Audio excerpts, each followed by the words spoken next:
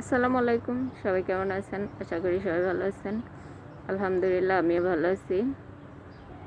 আমরা বেশিরভাগ সময় দেখা যায় সুখের সময় আল্লাহকে মনে করি না, কিন্তু কষ্টের সময় ঠিকই মনে করি। হাদিসে আসছে যে যে ব্যক্তি সুখের সময় আল্লাহকে বেশি বেশি স্মরণ করে এবং আল্লাহর কাছে বেশি বেশি দোয়া চায়, সেই ব্যক্তির কষ্টের সময় দোয়াগুলো আল্লাহ কবুল করে নেয়। আর আমরা কি করি? আমরা যখন কষ্টে পড়ি তখন হয় আল্লাহর কাছে বেশি বেশি দোয়া করি, নাইলে আল্লাহকে দোষ দিতে থাকি যে আল্লাহ পাক আমাকে এত কষ্ট দিতেছে কেন। আসলে আমরা এটা মানে হাদিসের কথা অনুযায়ী যদি আমরা চলি, তাহলে হয়তো আমাদের এত কষ্ট থাকে না। কারণ আমরা যখন সুখে থাকি, অসীম নিয়ামতে থাকি, আল্লাহ পাক যখন আমাদেরকে সুখে থাকে, তখন আমাদেরকে বেশি বেশি দোয়া করা উচিত।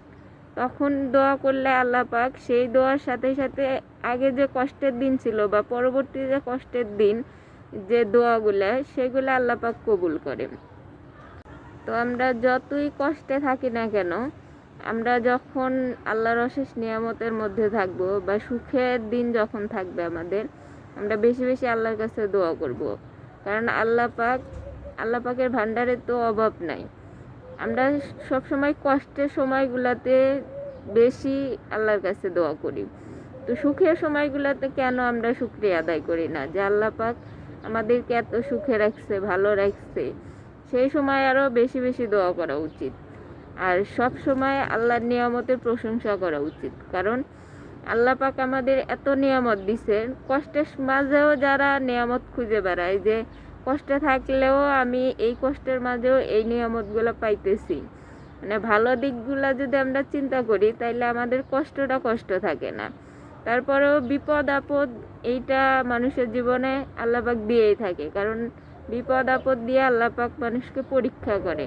সো আমরা বিপদ আপদে পড়লে কখনো আল্লাহকে দোষ দিব না, কারণ আল্লাহ পাককে দোষ দিয়ে মনে করেন যে নিজের দোষটা আমরা ঢাকি। কারণ আল্লাহ পাক মানুষকে যেভাবে চলতে বলছে সেইভাবে যদি মানুষ চলে, তাইলে মানুষের এত সমস্যা হয় না। আর সমস্যা হইলেও সেটা আল্লাহর পক্ষ থেকে আসলে এইটা শুকরিয়া আদায় করতে হবে যে আল্লাহ পাক আমাকে বিপদ আপদ দিছে, আল্লাহ পাকই এই বিপদ থেকে উদ্ধার করব।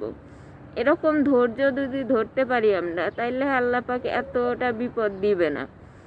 আর সবাই ভালো থাকেন। আর কি বলবো, সবাই দোয়া করেন আমার জন্য। সবাই ভালো থাকেন। আল্লাহ হাফেজ।